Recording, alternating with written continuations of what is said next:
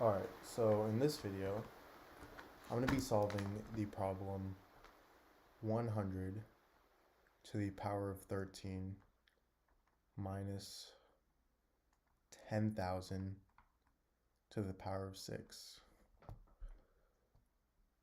So to solve this, I'm going to first start by rewriting 100 as 10 squared. So I get 10 squared to the power of 13 minus, I'm going to rewrite 10,000 as 10 to the power of 4.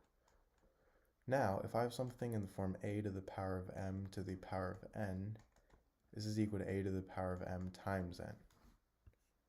So this turns into 10 to the power of 26 minus 10 to the power of 24. Now 26 is the same thing as 24 plus 2. And now I'm going to use the property a to the power of m plus n is equal to a to the power of m times a to the power of n. So this turns into 10 to the power of 24 times 10 to the power of 2 minus 10 to the power of 24, which now I can factor out 10 to the power of 24. So I get 10 to the power of 24 times 10 squared minus 1, which is equal to 10 to the power of 24 times 99. And I'm going to write this in scientific notation, which turns into 9 times 9 times 10 to the power of 25.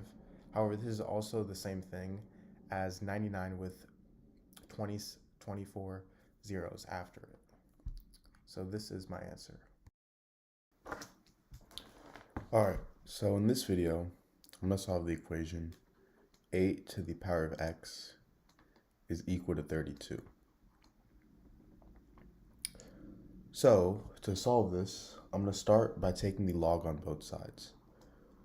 So I get log of 8 to the power of x is equal to log of 32. And now if I have something in the form log of a to the power of b, I can move this exponent b to the front of the logarithm. So this is turned into b times log a. So log a to the power of b is equal to b times log a. So now in the case of log 8 to the power of x, we can think of x as b, so we can move x to the front of the logarithm. So I get x times log of 8 is equal to log of 32.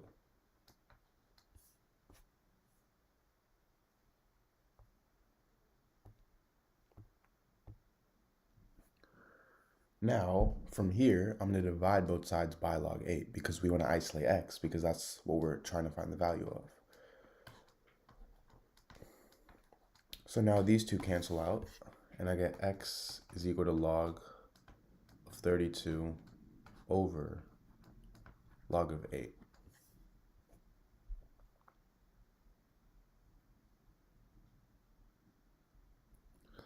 Now, log of 32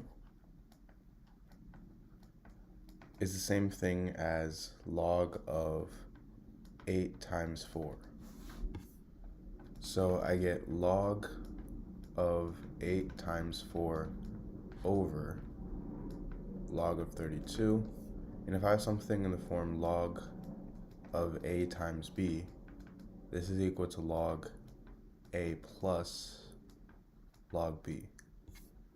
So in this case, this is going to equal log of 8 plus log of 4, and I have this over log of 32.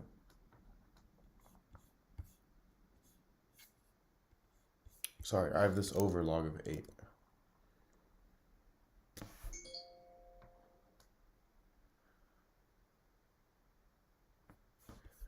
Now, this turns into log 8 over log 8 plus log 4 over log 8. So now these two cancel out to get 1. So I get x is equal to 1 plus log of 4 over log of 8.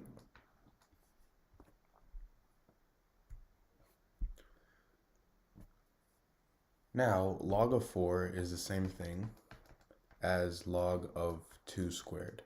And log of 8 is the same thing as log of 2 to the power of 3. So now if I have something in the form log of a to the power of b, again, I can move b to the front, so it's going to be b times log a. So that's exactly what I'm going to do with both of these. So I get x is equal to 1 plus, I can move the 2 to the front. So 2 times log 2 over the same thing with 3, so 3 times log 2. So now these two cancel out, and I get x is equal to 1 plus 2 over 3, which is equal to 1 is the same thing as 3 over 3, so 3 over 3 plus 2 over 3, which is 5 over 3. So x is 5 over 3.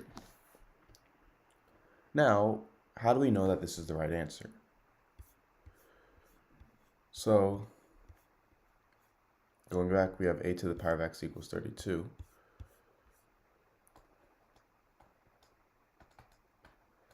And we're plugging in 5 over 3. So we get 8 to the power of 5 over 3 is equal to 32. Now, if you already know, 8 is the same thing as 2 to the power of 3.